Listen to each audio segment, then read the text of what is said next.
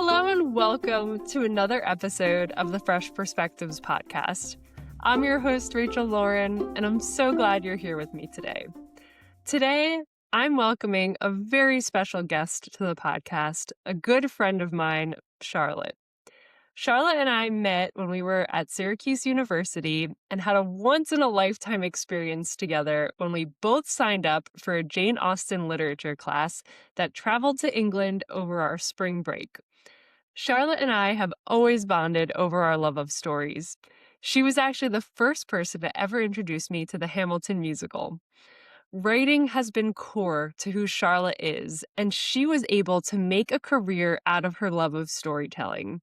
She worked for Warner Brothers and Fox, writing for TV shows such as Stargirl and 911 Lone Star. Most recently, Charlotte has published her first ever YA novel titled Kill the Lax Bro. She has another book in the works called Capsized, which will come out in September. Charlotte, welcome to the podcast. I'm so excited you're here. I'm pumped to be here. Thank you for having me. This is great. So right next to me, I have your book, which is so crazy that it exists in the real world and is in my hands. You wrote a freaking book. You're a published author. How the heck did that happen?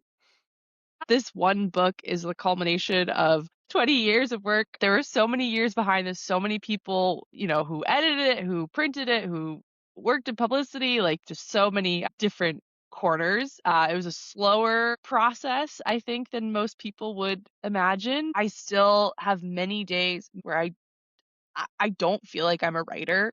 That's been kind of a thing that I grapple with. Like, am I a writer? Like, am I doing this? This is my job? People talk about your debut year as an author, the year the first book comes out, you get your first trade review. Like, debut year is kind of like the big shiny thing. I think I blacked out. Like, I don't remember last year at all. And maybe that's because I was just kind of on the move trying to promote the book as best I could. 2025 was the fastest year of my life, and I would like to slow it down moving forward. So definitely a dream. I think a lot of people have the dream of writing a book going into a new year. People are like, this is the year I'm going to write my book.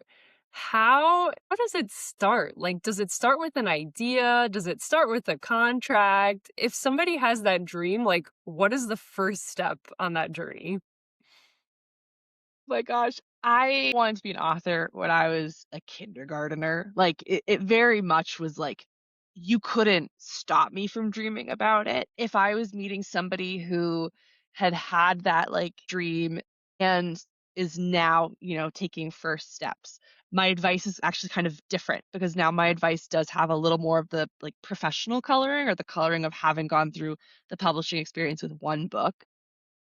The baseline advice, which sounds cheesy but continues to be true, is you need to read a lot. Read fiction, read nonfiction, find authors who their voices you like, authors whose voice you hate, figure out your own writing style and what you want to write based off of what you're seeing and what you're reading and appreciating. I would also specifically read books and find books that are comparable titles. So books that, if you want to write a memoir, find a memoir. If you want to write young adult fiction, read young adult fiction. Don't go so close that you're copying somebody, but finding those literary mentors or inspiration, I think, is fun and teaches a lot. I would also read books about the craft of writing. Stephen King's On Writing is a fantastic resource. I loved it. I didn't think I would love it as much as I did. So there's a lot of self-education that you can do for first steps. When it comes to the actual practice of writing, literally, as long as you're putting words on a page, there's no wrong or right way to do it. I personally skew towards a more militant routine style of writing. You wake up at the same time every day. You have a small target that you hit every day for your words, and then you go about your life. And it's probably something you're doing while you have a life, you have a job, you have other responsibilities. So finding small incremental ways to work on your projects is key. I've also had the benefit of living in Los Angeles, working in TV, being surrounded by other entertainment folks and specifically screenwriters. There is a culture of writers groups, so it's very easy to find peers who are willing to read your material. There's just a culture of, hey, I'll read your thing, you read my thing. What do you think? What did you hate? And you kind of build up just the patience for submitting material, getting notes, what the process is like for revising. So those are the headlines. There's a lot of advice, but that's generally just like how do you get to putting words on a page? Those would be the first things I would do. And when it comes to the story, how do you take an idea of like, I want to write a book about X, Y, and Z and build it into something that fills over 300 pages? Well, okay, so I can talk about Lax Bro a little more specifically. Well, first tell us about Lax Bro and what it's about. It's a 90s murder mystery. Someone kills the captain of the lacrosse team the night before graduation, and the main suspects are the different girls that hated him most. And so we kind of have like the archetypes of like the cool girl, the nerd girl, like all of those. And then the timeline goes back and forth between the night of the murder and the semester leading up to the murder. The inspiration for Lax Bro, lots of things. I joke, it's real. I had my heart broken by a Lax Bro. I was rewatching John Tucker Must Die in COVID and was like, "Oh, what if they killed him?" Like, literally, that was it. Like, that was the inciting incident in my own life, and from that idea, I'd always wanted to do something in the world of Lax Bros. It was what I knew, and I thought it was, fun and cool. From there was a lot of research I had to do, both on the lacrosse side, but also because the book is set in the 90s, which sounds silly to call it research because, like, I'm a 90s kid, but there was so much that I hadn't expected. So, for lacrosse, it was literally like I have a good friend who was a Lax Bro. He was my lacrosse consultant. So obviously, Rachel, you and I both went to Syracuse.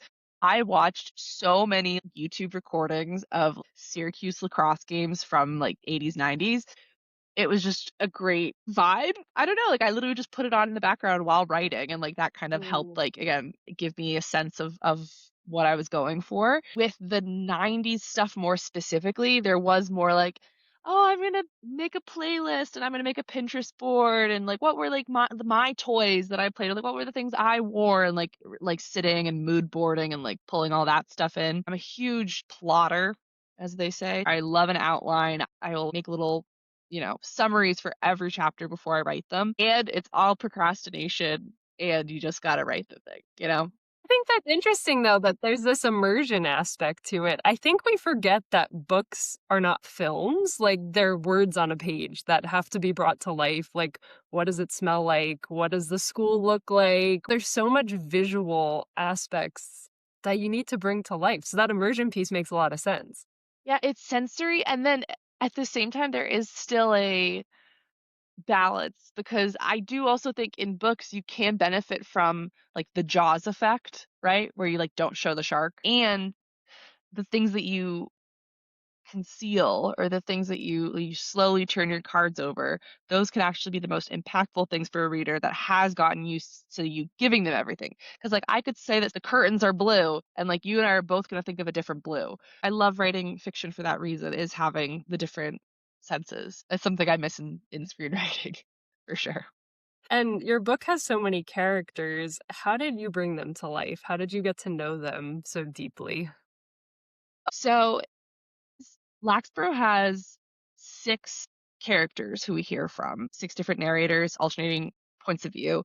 And that was always my vision going in, and it was maybe only on the second or third development edit that I realized, like, "Oh my god, like, this is, like, hard to write." It was only on later developmental edits that I realized what a creative choice it was to have multiple narrators. Now, if I look at it in a very like 6,000 feet studious way, I think my gut instinct to have six narrators came from television. I don't know if that comes from watching television or working in television, but when I pictured the story, I just pictured it like, and now we're with that character, and now we're over here. Like you're literally like moving the camera, right? And you're like following people, and like this person's doing this thing, this person has no idea. And so the story came from, okay, like we're going to have all these different people, each with their own backstory. Like it just made sense. And then in the writing, talk about immersion, it was like, well, how do you make sure each one sounds different? Because if you remove the character's name from the chapter heading, you should still be able to tell who it is, right? Like just in the way it's written. And so one of the stories I tell, which is very true, is after the second developmental pass with my editor, she actually raised the concern that all of the points of view sounded too similar. And this is again maybe after like a year of working on it, and she was like, it's not working. Like what Mm. are we gonna do? And I asked for one more shot, and I literally sat down. I put all 6 characters' names on this side of the page, and then on this side of the page, I put down like the stylistic, grammatical identifiers that would emotionally echo the character's journey. Hopefully, no one thinks about this. Hopefully, you didn't think about it when reading the book. This is just like writer brain. But literally, it was like, okay, one of the characters, Andrew. He's kind of a coward, I'm going to be honest. For me, that's like the word that comes to mind. And so he got ellipses. He got a lot of dot, dot, dot, because I was like, he's pausing, he's hesitant. Okay. I literally went through and thought, like, who's going to have the M dash? Who's going to have the semicolon and why? In a Mm. way I would never have thought of. I, again, hope no one thinks of. But I then applied that cheat sheet to the next draft and it fixed it. And ever since, like, one of the things I've heard from people is like the voices of each character are so defined and are so different. And that will now be what I do all the time moving forward, is having that little cheat sheet with me. I feel like getting such gravitas of feedback a year into the process could have been so gutting. Like, you worked a year on this book and now your editor's like, I don't know if it's working. How did you take that feedback as fuel versus kind of crumbling? Well, it's all gutting, to be honest. So for future writers and authors out there, writing is so personal. Like I don't know how someone could say anything and it wouldn't feel that way. To me, it all hits at 100%. What I have learned and experienced and wizened from is this idea of whatever you write, it's just not gonna be what makes it to the finish line. You kinda have to get excited about the idea of killing your darlings, and you have to trust that you're gonna write something even better once you get rid of the part that you thought was good. You need to not have a tough skin, but, like, professionally, whatever draft you write, whatever perfect 60,000 word draft you have that gets you an agent, that gets you to an editor, probably not gonna be what is printed and published.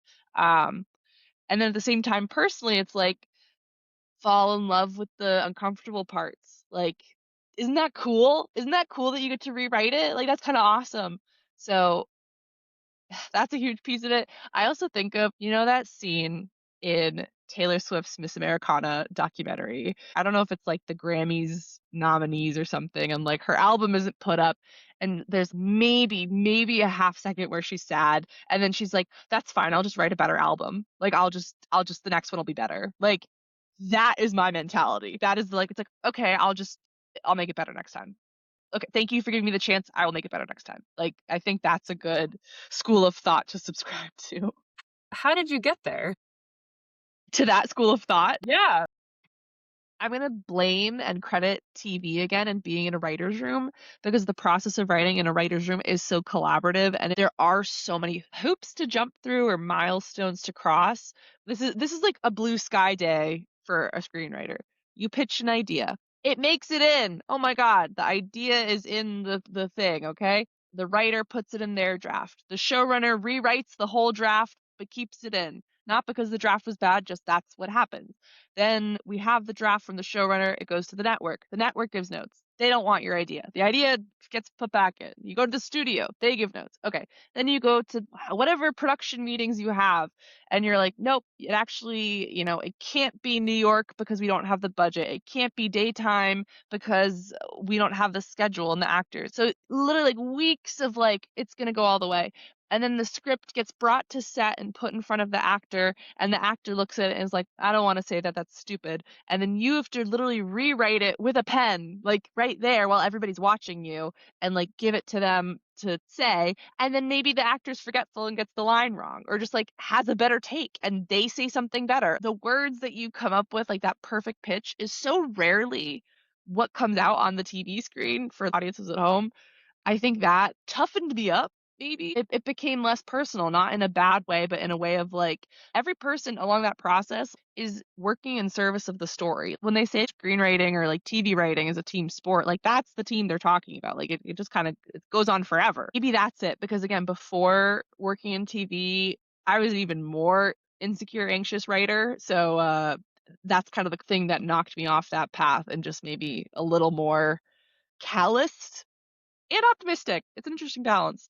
Was going into writing anything like you expected it to be after you graduated college while you were looking for a job, or did it surprise you? So with the act of writing, this is where it's like I feel like I need to separate things based on like job versus career, right? Like the job in the writing world versus like the craft of writing. Writing is still the same. You still have to sit down, show up, and type away. What I will actually say surprising is it was so much easier for me to write pre-college. I'm gonna say pre-college because, like, college, I feel like is when I started to take it more seriously. High school and before, you couldn't stop me from writing. I got, like, one of my dad's laptops from work, and I would just literally be, like, typing at the dinner table, typing in the car, typing at soccer practice on the bench. As soon as I got that, it was nonstop. The surprising thing about writing is that now that it's, like, technically something I could be paid for, I have such a hard time doing it. It's night and day between that person and this person. This person needs to be conned into it. I have snacks to get myself to sit down at the computer. I have a candle that I light, if I need like the vibes. I feel like I trick myself into doing it every day. And once I'm doing it, it's fun, but it's like I get so distracted and so I guess probably like just terror, right? Of like, oh my God, we're gonna sit down and do this. You kind of feel what's at stake. Once I'm doing it, it's great and you can't pull me away. But that is a huge surprise to be like, how did I go from it it was something you had to pull me away from to now like it's just me forcing myself to sit down and do it every day. So that's new. That's such a reality, though. I think a lot of people think, I want to make my hobby my job. I want to make money doing this. But there is a sacrifice with that. And it does change your relationship with the activity, whatever it is. If it's crafting, writing, whatever, content creation, even, once it becomes what your income is tied to, it changes your Yeah. relationship with it. It does. It does. I think the things you get excited about too, it used to just be like, "Oh my god, I finished a draft." Like, "Oh, so like so and so likes it, whatever." And now I'm like, "Ooh, could I get health insurance?" Like it's like totally different and boring. It's Tell so me you're boring. an adult Like without telling me. I know, like I wish I want to be just like total artist, like the craft, but I'm like, "Ooh, health insurance, let's go." But this is such an important conversation because you're showing us a little look under the curtain. It's not like, oh, I published a book, I'm an author, my life is 100% bliss. Like it is still a job. It is. So one thing I have thought about, it's an incredible job. And people say like, no, there's no other job I would want to have.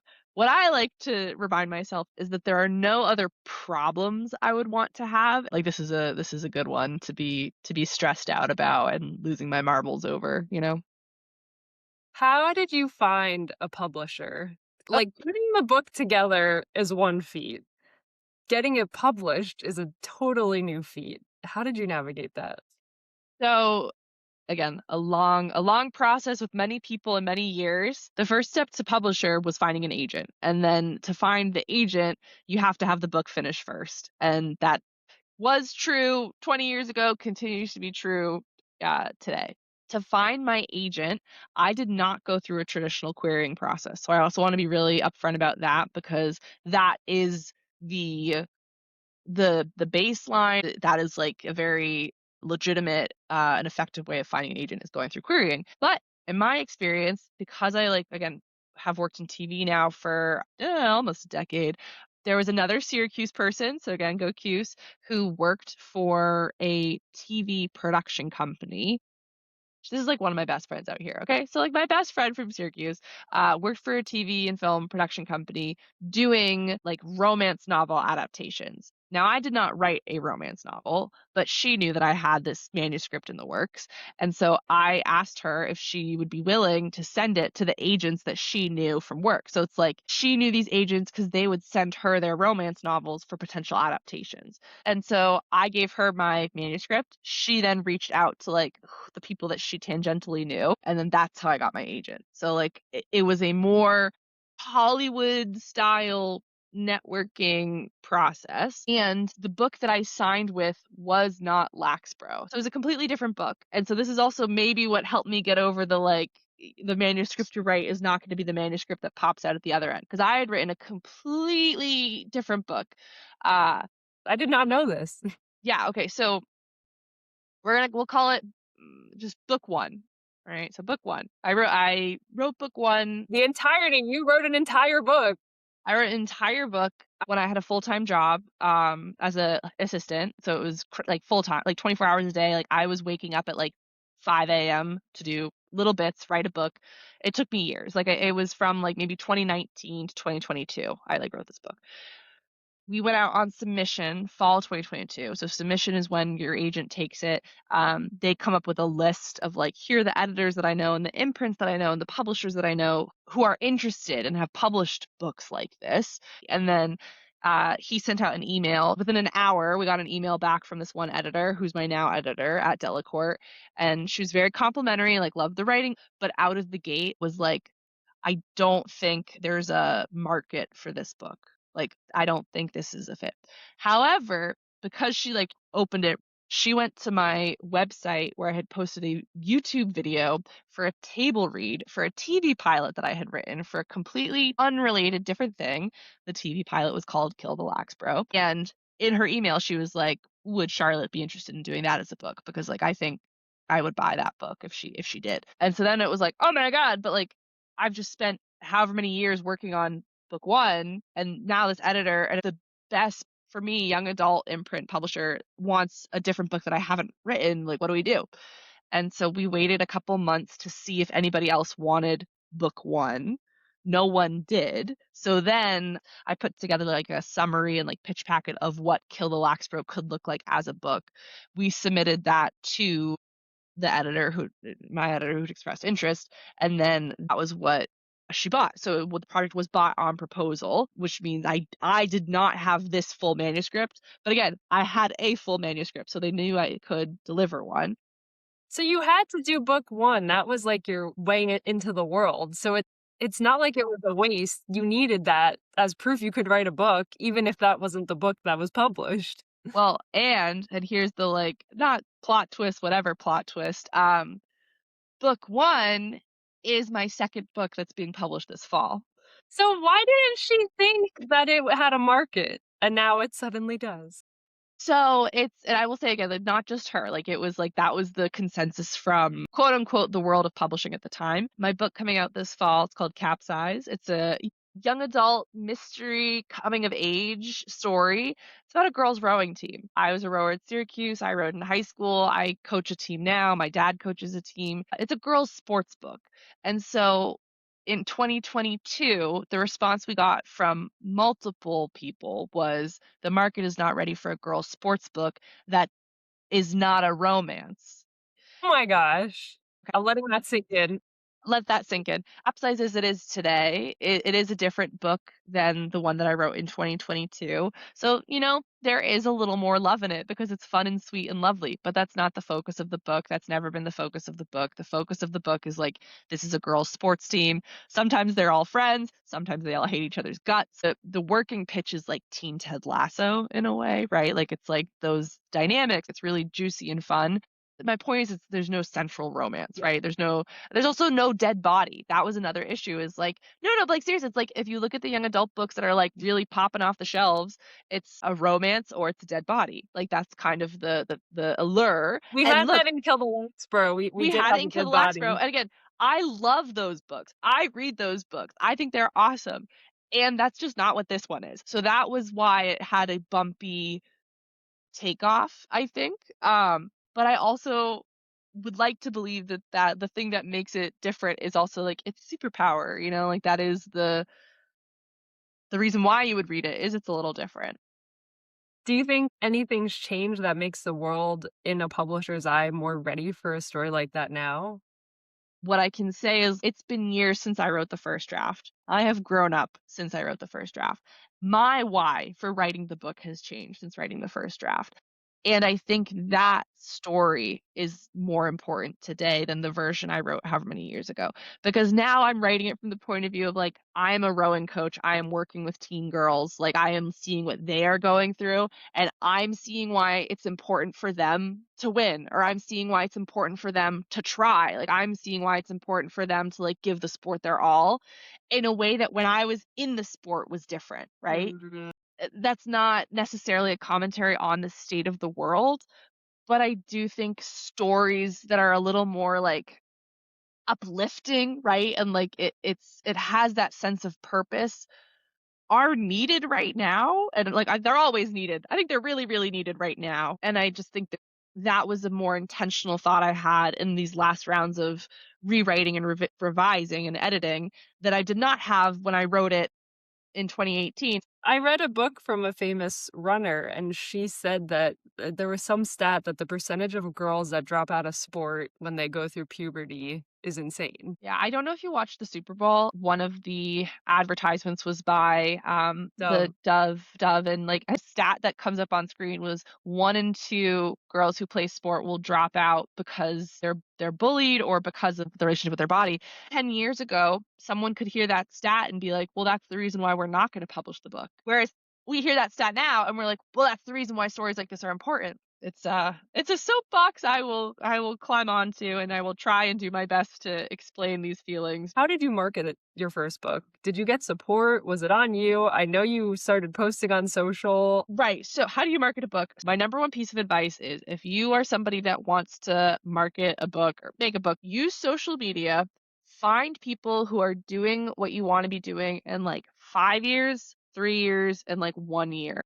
Using TikTok and Instagram, I found so many incredible authors who are traditionally published or self-published and are just brilliant, kind, and smart people. And they do it all. Like they make their Canva graphics, they make their Instagram reels, they're always posting with the trends. And I started following these people on Instagram before I sold a book. Like I started following them just to see like, well, what are they doing? See what other people are doing is like number one piece of advice. So when you are like a bigger publisher, there's like a publicity team and there's a marketing team. My understanding is that unless you're like a lead title, you're more in like, oh, like we're going to promote all of our fall books together. And so for the first book, the tour that I did was like, I called bookstores, I made the events, I made the flyers, I booked the flights. That was all on me. I was also able to do it because the last show I was on was not renewed. So I was unemployed. Like there was a huge degree of privilege in having the time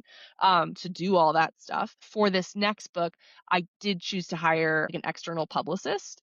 In my opinion, it's an additive member of the team. Like it doesn't like take away any responsibilities, but it's just like kind of bringing in a little more muscle. I do think it's kind of sad that we expect everyone to be perfect at everything. Like, oh, you have to be an author and you have to be great at social media and you have to be great at like press. Like it's nuts. I'd like to think I'm better at writing than I am at talking to you about it, but who knows? Well, Charlotte, thank you so much for being on the Fresh Perspectives podcast. I am enamored with your resilience and your perseverance. I learned so much about the book publishing and writing process. I think when you see a book, we're so used to seeing them. We buy books all the time. You kind of take the whole process for granted. You don't see all that happens behind the scenes. So thank you for shedding light on that, talking about your process. And yeah, if you're interested in Charlotte's book, I will link it in the caption. I will also link information about her new book coming out September 8th. September 8th. September 8th, where books are sold. Thank you so much for listening, and I will catch up with you next time.